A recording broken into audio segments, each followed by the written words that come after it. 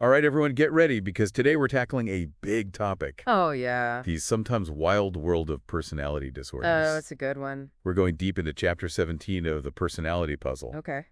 And on this deep dive, our mission, if you choose to accept it, is to try to figure out how our personalities, mental health, and physical health are all connected. Yeah. And you know what's so interesting about this chapter is that it really makes us think about personality traits, not just as these like little quirks we all have, Right. but as like these forces, that can really either like make our lives better or kind of send them, in a not so good direction. So we're talking about a potential dark side to personality? Yeah, exactly. Like a dark side. That's a really intriguing way to think about it. Yeah. But where do we actually draw that line, Yeah. between just having a strong personality, being a little quirky, and an actual personality disorder? Well, the book lays out like two main criteria, right? The Yeah. first one is that the personality traits have to be pretty extreme. Okay. So we're not just talking about someone who's like a little shy or a little stubborn, right? Right. These are traits that are like statistically rare and they actually cause problems for the person. Okay, so not just like your average everyday Right. quirks or personality traits. Yeah, it's got to be something that really sets them apart. It has to be something more significant. Yeah. Now, when we say problems, what do we actually mean by problems? Good question. Yeah, so we're talking about like significant distress, Okay. either for the person themselves or for the people around them. Mm-hmm. So like imagine someone who's so suspicious of everyone that Yeah. they can't keep a job Oh, wow. or maintain a relationship. Like Right. that level of disruption, that's a pretty big indicator. That paints a very different picture than just thinking of someone as, Right. being difficult or challenging to deal with. Exactly. It sounds like these disorders can have a really deep impact Oh, for sure. on someone's life. Absolutely. And to really get how these disorders are diagnosed and categorized, we have to look at this tool that psychologists use. Okay. It's called the DSM, or the Diagnostic and Statistical Manual. Yes, the famous DSM. Yes. I've definitely heard of it. But But for those of us who haven't taken, right. years of psychology classes, Yeah. can you just give us like a quick rundown of Sure. what it is and why it matters? So basically, think of the DSM like a big dictionary of mental disorders. It's a system for diagnosing and classifying mental health conditions. Okay. And it makes sure everyone in the field is speaking the same language. Right. So it's like a common ground for everyone to be Yeah. on the same page. Yeah, it's crucial for research, for communication among professionals. Okay. And yes, even for insurance purposes, That's important. it matters. That makes a lot of sense. Yeah. It's this like standardized way Yes. to help understand and treat these complex conditions. Mhm.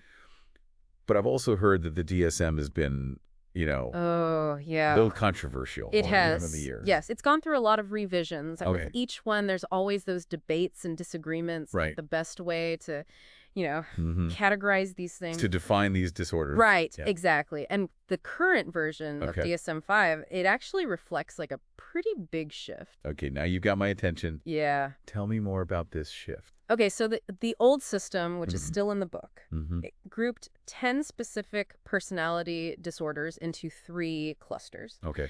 But the DSM-5 is moving away from those like rigid categories Okay. and focusing more on personality traits. Interesting. Yeah, they've adopted a model that's similar to the Big Five, Okay. but with a twist. Okay. Call it the Bad Five. The bad 5. Yeah. Okay, so instead of putting people into these like Right. neat little boxes, Exactly. we're looking at these bad 5 on more of a spectrum. Yeah, more nuanced, Okay. a little more realistic. That sounds more realistic. Yeah. What about those 10 original disorders? Right. Do they all just disappear Good in question. the DSM-5? Well, not entirely. Okay. 6 of them are still there. Okay. And they're still widely recognized. Okay. Let's take a look at these survivors. All right, I'm ready to meet the remaining 6. Okay, so first up, Okay. schizotypal personality disorder. Okay. People with this disorder often have, odd beliefs, strange thinking, and trouble with social interaction. Mm. They might have unusual experiences or hold really strange beliefs. Okay, so is it like extreme eccentricity? Yeah, that's a good way to put it. That sometimes almost seems like schizophrenia. Right, the line can be blurry. Right. But with schizotypal personality disorder, Yeah. the eccentricity is so strong, Okay. it really messes with their daily life. That sounds really challenging. It is. Okay, who's next on our list? Next, we have one that gets, a bad rap Okay. sometimes. Narcissistic personality disorder. Okay. And it might seem like it's just being vain or self-centered, Right. but it goes way deeper than that. Okay. People with this disorder have an inflated sense of importance, Mm. a need for admiration, and a lack of empathy for others. So it's not just about, Right. taking too many selfies. No, it's deeper. It's about this fundamental lack of concern Exactly. for other people's feelings. Yeah. And a belief that they're superior. Yeah, and that sense of entitlement can make them exploit others. Right. And act in harmful ways. Wow, that sounds like It can be tough. a recipe for relationship disaster. It can be. Okay, I'm curious about the next one. All right, next up, What else made the cut? we have antisocial personality disorder. Okay. This one is marked by a pattern of disregard for the rights of others. Okay. People with this disorder often lie, manipulate, act recklessly with little to no remorse. This one sounds a little scary. It can't be. Is this the same thing as psychopathy?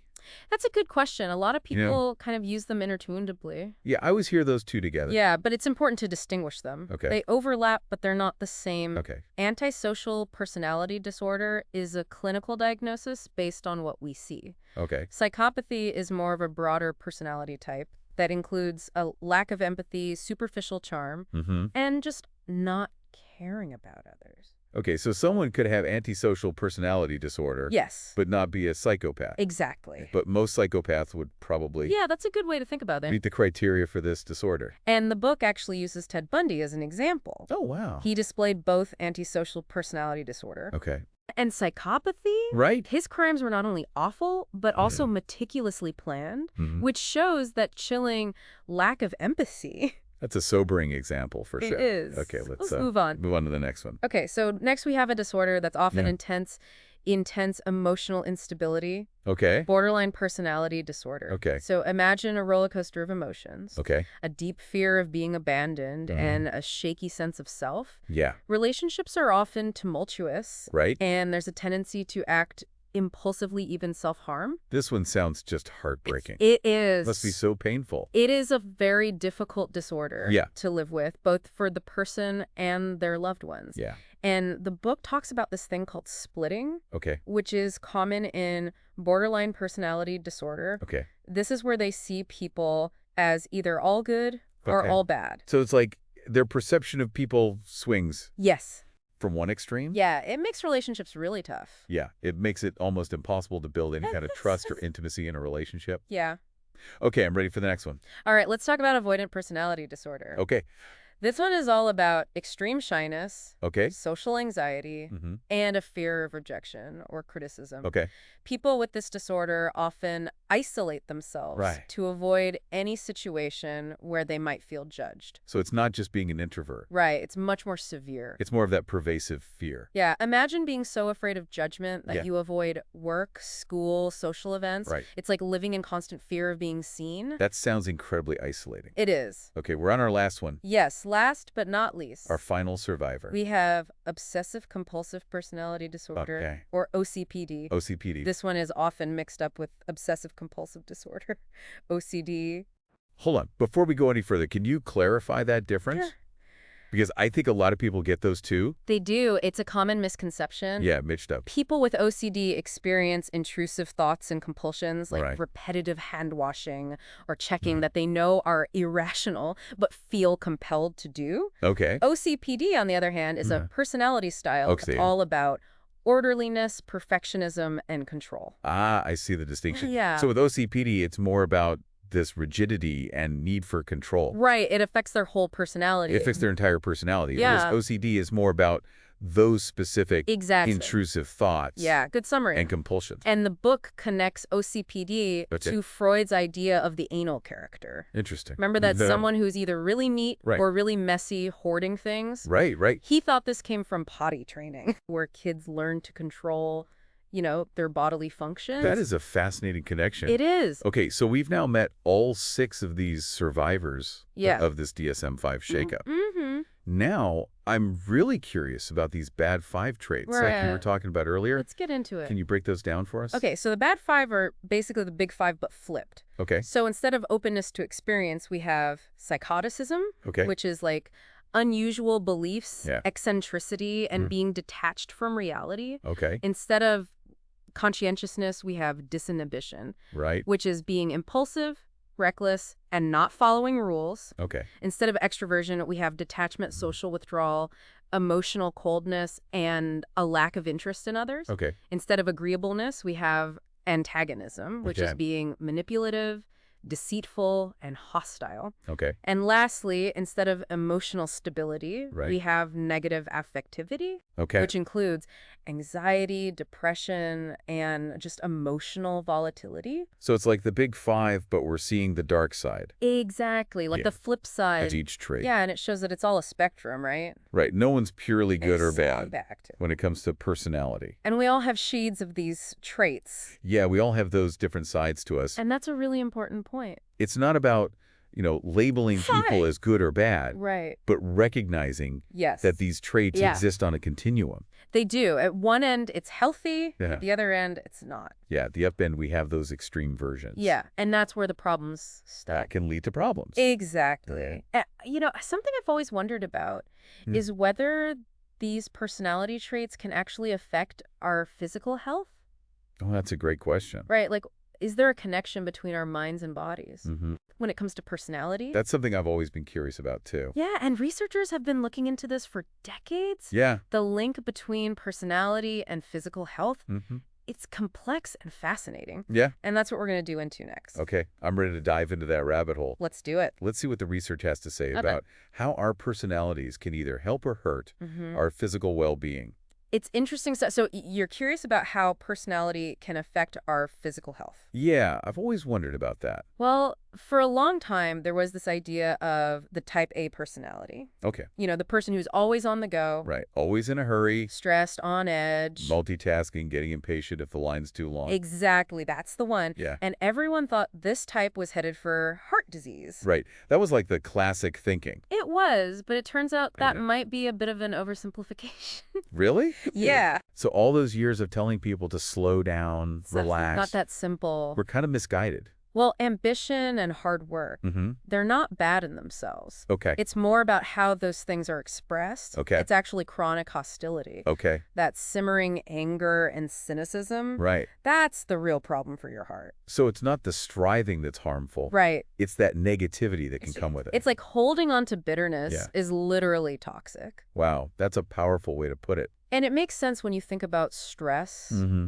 being in fight or flight all the time. Yeah. It's rough on your body. It takes a toll. It does. Okay. So it's not about telling people to stop working hard. No. It's about finding healthier ways to manage stress. Exactly. Find that balance. Right. And maybe cultivate a more positive outlook. That's key. What about those positive vibes only messages from a few years ago? The power of positive thinking. Right. I always felt like that was I know what you mean. oversimplifying things a bit. You're not alone. Yeah. That idea that positive thoughts can cure cancer. Right. It's been debunked. Okay, so it's not about denying negative emotions. No, those are part of life. Right, we have to experience the full range of emotions. It's about how we manage them. Okay, how we cope with stress. Exactly. How we build resilience. Yes, that's the key. That makes a lot more sense to me. Good. So if it's not all about positive vibes, Right.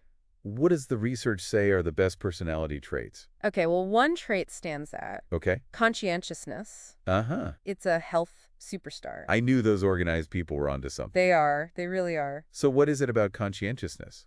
Well, conscientious people, Yeah. they tend to make healthier choices. Okay, so it's more than just being tidy. It is. It's about having that self-discipline. Yes, that long-term vision. And it affects their health habits, too. So they're thinking about the future consequences of their actions. And the research is clear. Okay. Conscientiousness is linked to living longer. Wow, so it's like a built-in shield against disease. You could say that.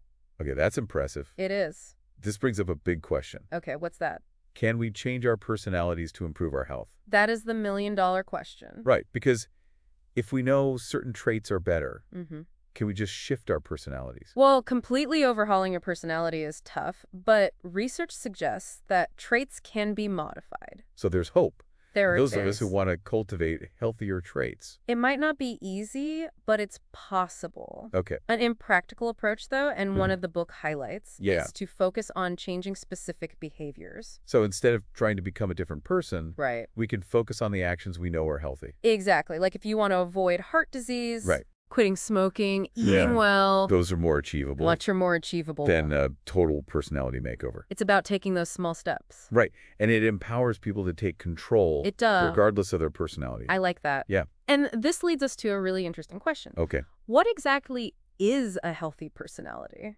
That's a great question. Right? Like if we could create the ideal person, Yeah. what would their personality be like? It's like the ultimate personality challenge. It is. So what does the DSM-5 say? Okay. It describes a healthy personality as someone with a good sense of self, Okay. a balanced emotional life, Mm-hmm. and the ability to be productive and have good relationships. So it's not just about not having mental illness. No, it's more than that. It's about having those positive qualities. Exactly. The things that help us thrive. Okay, that's a pretty thorough description. And there are two researchers, Okay. Howard Friedman and Margaret Kern. They identified 6 key indicators. Okay. They say healthy people Yeah. can do what they want, feel good, have Mhm. good relationships, are productive, think well, Okay. and they live long lives. Wow, that covers a lot. It does. It's like a holistic view of well-being. And what's fascinating is how much this aligns with what Freud said. Oh, really? Years ago, he defined health as the ability to love and to work. Wow, that's amazing. It is. It all comes back to those basic needs. Right, connection, purpose, fulfillment. Exactly. So while personality and mental health are complex, Yeah. it's really about living a meaningful life. It really is amazing how those core principles still hold up, like love and work. They do. Okay, we've covered so much in this deep dive from Yeah. all those personality disorders to how personality can affect our physical health. It's all connected. Can you give our listener like a quick recap of the key Yes. takeaways before we wrap up? All right. So the biggest thing is that personality is a powerful force. Mm. It shapes our mental health, our Okay. physical health. Right. Even how long we live yet, Wow. understanding our own personality, Yeah. it can help us live a better life. It's like having that owner's manual I like that on the about mind and body. Yeah. But what about those of us who are thinking, wait, do I have a personality disorder? Or it's a common question. How should we approach that? Well, remember, personality disorders are on a spectrum. Okay. Just because you have some traits doesn't Right. mean you have a disorder. Right. It has to be extreme Yeah. and causing problems in your life. So it's about recognizing those extremes. Yes. And knowing when to get help. Exactly. And if you're ever worried, talk to a therapist. Right. It's always good to talk to an expert. It is. And something I found really empowering Yeah. is that even if we can't totally change our personalities, Right. we can change our behaviors and our habits, That's a P. improve our health. And that brings me to a final thought. Okay, I'm ready? If parts of personality disorders Mhm. exist in all of us, Yeah? what dark side of your personality Ooh, that's a good one. might be worth watching? Yeah, that's a great question for our listeners to think about. It is. It's about self-reflection and Yeah. working on those parts of ourselves. Right, becoming the best versions of ourselves. Exactly. Well, that wraps up our deep dive into Peace. personality, mental health, and well-being. Fascinating stuff. We hope you enjoyed it. I did. And as always, Yeah. keep learning, keep questioning, Keep exploring. keep diving deep into the human mind. Until next time. See you on the next deep dive.